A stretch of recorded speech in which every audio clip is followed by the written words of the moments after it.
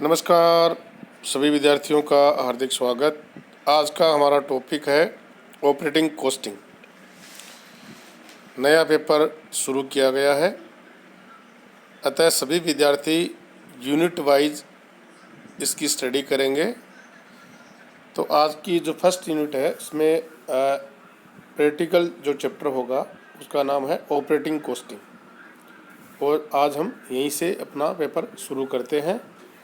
सभी विद्यार्थी पूरा ध्यान से सुने और इसको समझें और साथ साथ इसको नोट भी करें।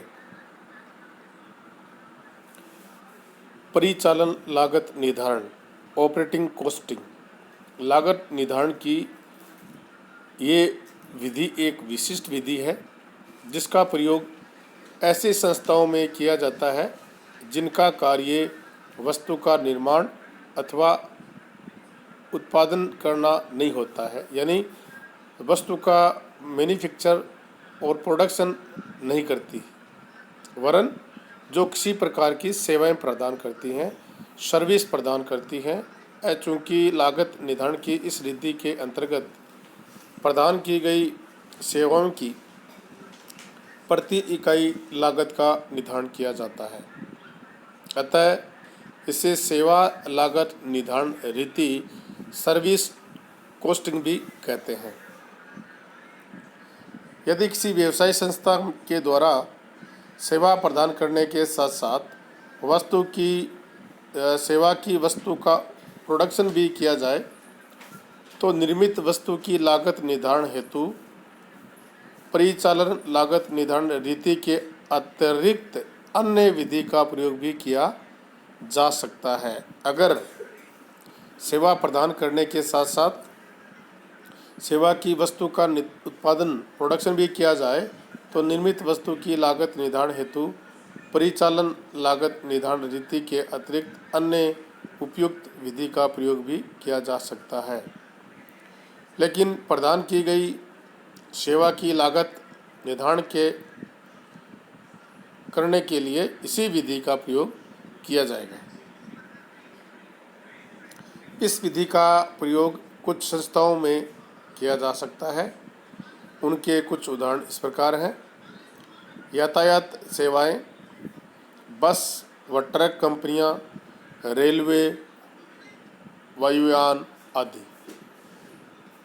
आपूर्ति सेवाएं जिसमें गैस सप्लाई है, पानी सप्लाई है, विद्युत सप्लाई है, ग्वालियर घर आदि की जो आपूर्ति की जाती है उससे संबंधित।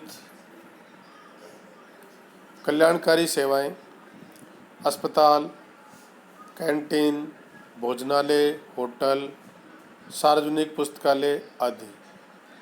नागरिक सेवाएं जिसमें रोड मेंटेनेंस, मार्गों में प्रकाश की व्यवस्था तथा अन्य सार्वजनिक सेवाएं इसमें शामिल की जाती हैं। इकाई लागत इकाई यूनिट ऑफ कॉस्ट। परिचालन लागत लेखांकन विधि के अंतर्गत उचित लागत इकाई का निर्धारण करना बहुत ही महत्वपूर्ण कार्य है जिससे कि प्रदान की गई सेवा की प्रति इकाई लागत ज्ञात की जा सके। उचित लागत इकाई क्या हो, ये सेवा अथवा परिचालन की प्रकृति पर निर्भर करता है। लागत इकाई सरल और संयुक्त हो सकती है।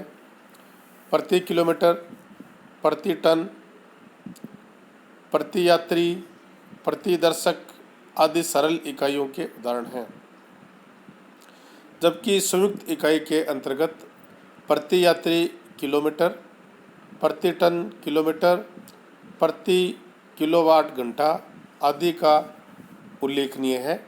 कुछ सेवाएं की इकाइयों के उदाहरण हम समझ सकते हैं: बस, ट्रम और रेल कंपनियों जिनकी प्रति यात्री किलोमीटर या प्रति सीट किलोमीटर इकाई हो सकती है।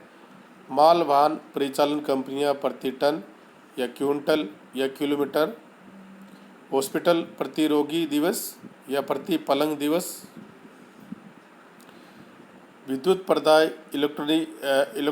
इलेक्ट्रिसिटी सप्लाई प्रति किलोवाट घंटा। वाटर सप्लाई प्रति गैलन घंटा प्रति 1000 लीटर, कैंटीन प्रति व्यक्ति भोजन प्रति कप चाय, होटल प्रति कमरा प्रतिदिन प्रति यात्री प्रतिदिन, सिनेमा थिएटर सिनेमा हाउस प्रति व्यक्ति प्रति शो, अनुरक्षण रोड मेंटेनेंस प्रति किलोमीटर। इस प्रकार संयुक्त इकाइयाँ यानी दो या दो से अधिक ऐसे तत्वों के सम्मिश्रण से बनती है जिनका संबंध प्रदान की गई सेवाओं से उदाहरण होता है। उदाहरण के लिए परिवहन सेवाओं की लागत का संबंध यात्रा की दूरी तथा ढोए गए भार अथवा यात्रियों की संख्या से होता है।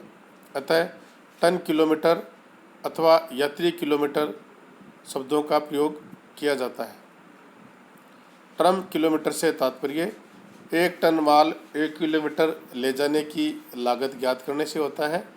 इसी प्रकार यात्री किलोमीटर का अभिप्राय एक यात्री पर 1 किलोमीटर की यात्रा संबंधी व्यय।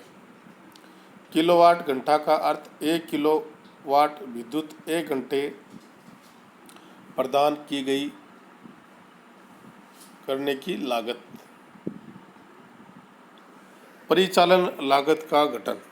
परिचालन से अभिप्राय प्रदान की गई सेवाओं से संबंधित व्ययों से होता है, एक्सपेंडिचर से होता है। किस विधि के अंतर्गत इन व्ययों का संग्रहण व वर्गीकरण लागत निर्धारण की अन्य विधियों से कुछ अलग भिन्न होता है।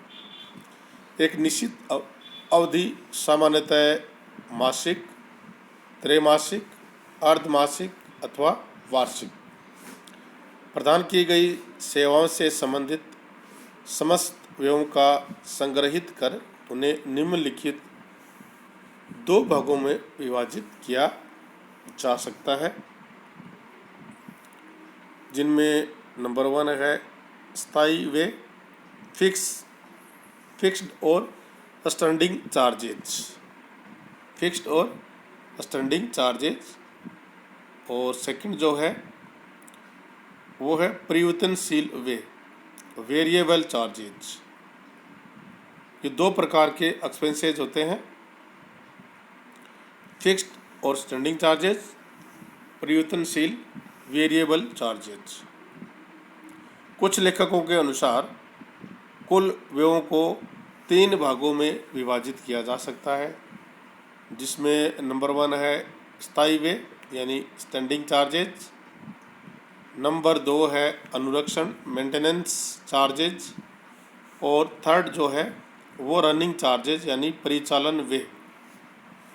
तो आप 2 प्रकार के एक्सपेंसेस को डिवाइड कर सकते हैं और 3 प्रकार के से भी कुछ लेखकों के अनुसार 3 में भी इसको आप बांट सकते हैं।